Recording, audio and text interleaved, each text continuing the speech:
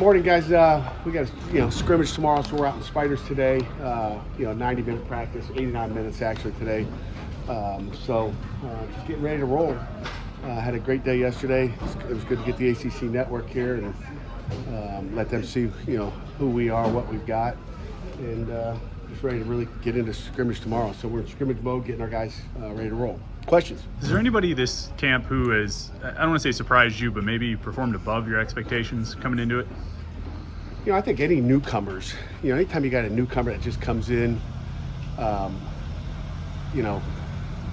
guy that comes in and you don't know anything about, like Carter Johnson, impressive. Tyler Wilkes, impressive. We've really just done a great job evaluating those guys, and then, they come in and you're like, wow, they're what we thought they were. I mean, sometimes you watch tape and they're not what you thought they were. Sebo, he started off slow. I gotta be honest with you, he started off a little slower, but Sebo's come on the last few days and he's finally got his legs back. You think about a guy that was graduating from Notre Dame, his focus was on getting his degree, graduating, and knew he was coming here, but it's hard to work out on your own. It's hard when Coach Stack's not on your tail every day about running and lifting. So, for him it was just a slow process, but he is impressive. He's been physical, he's tough, he's smart. It just took him longer than you'd like just to get his legs where it needed to be. So those new guys impressed me, and I'm probably missing somebody. Am I missing anybody? Those are the three new guys that just came in. Besides some of the true freshmen that have hung in there, Ryan Bear and Gandy are guys that look to be able to play for you this year as freshmen.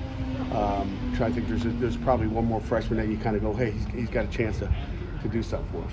How have you seen your running backs? I know you guys like to use your trio and maybe even a quartet this year of running back. But how have you seen them in the passing game, both in protection and going out and working different routes for the quarterbacks? They've done a good job, but really what we've seen in the past. They're able to catch balls out of the backfield. They're lined up and empty, be able to do that. They're able to to obviously run the football. So they can be used on every down. So they're every down guys that can do everything. It's what we recruit. We're not recruiting a guy who can't just just runs the ball, can't pass protect, or vice versa. So those guys have to be complete guys, and really, we've got a few that are just complete guys right now. And then we'll find out what happens on game day. Is their route tree a little bit more diverse than normal? With these guys, they all know the system now? Yeah, they all know the system. The route tree's about the same. We passed the ball a lot a year ago, so they got route trees down. Are you approaching this scrimmage any differently in terms of structure, what you're looking for? A little bit. I would say there's some guys that will just kind of say, hey, you're only getting this many reps.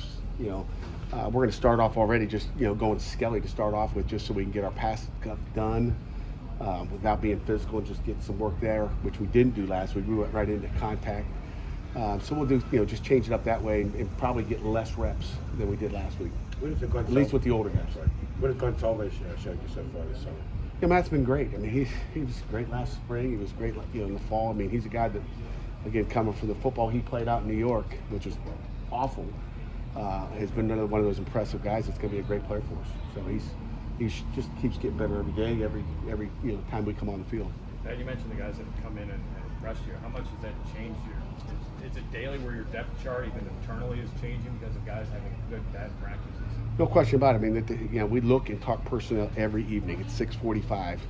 Talk about the practice, everything we watch. You see what we do out here. We practice, then we go in and we watch it, try to get lunch and eat on the run, and then we meet with our players, and then we go right into our staff meeting to talk about what we saw, and then we jump into another team meeting. It's that's how our days go. Our off days, it seems like they last forever, and our practice days seem like they go this fast, and it's just there's no time. So the depth chart changes daily, and we go over the personnel and who played well, who didn't, what we have to fix. How's Ryland progressed for you in camp?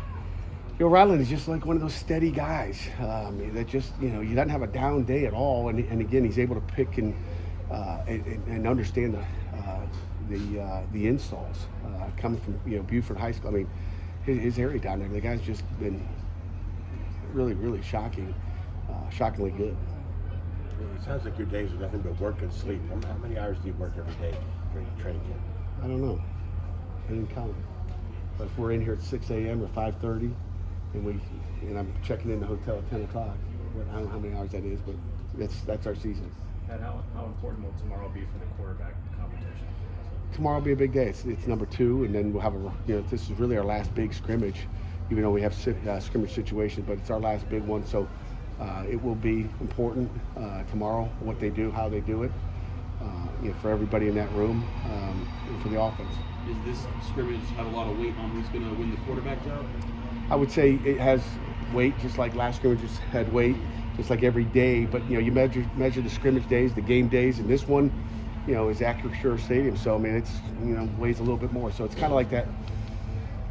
It's one of your final exams, and everybody's class is a little bit different. But each one of those your homework assignments, they do count. You got to turn that in. You can't just get an A on the test, and just avoid all the homework during the semester. So every day counts. Every pass and every run check matters.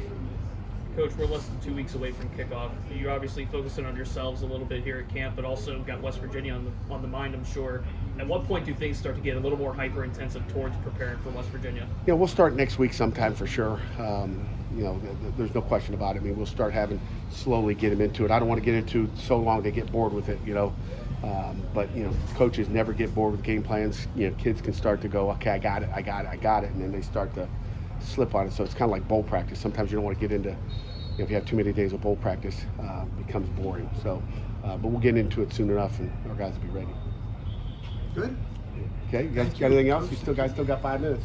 No other last questions, Jerry? No injury questions. No, well, you just I'm sorry. How's your knee? How's my knee? I feel great. There you go. I got a little shot the other day. Doc hooked me up. Get a little. Every camp you get a little. What's it called? It's not Synvis, but it's lubrication for your knee. It's good stuff. Are you looking at a day next week for the quarterback decision? I don't know. I haven't picked a date. You'll let us know, though, right? You will be the first ones to know right here, this group. First ones to know. Good? Anything else?